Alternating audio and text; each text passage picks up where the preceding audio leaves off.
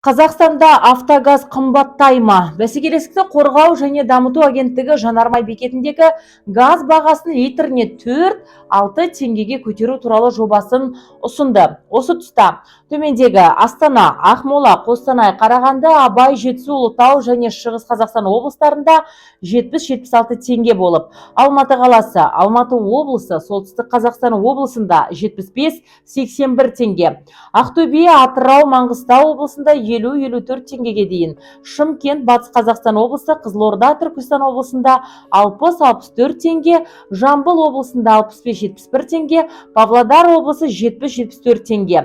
Бәсекелестікті қорғау және дамыту агенттігі бұйрық жобасында 2023 жылғы 1 шілдеден бастап елімізде сұйытылған мұнай газының көтерме бағасы 20%-ға, яғни 33.600 теңгеден 40.320 теңгеге өсетінін атап өткен.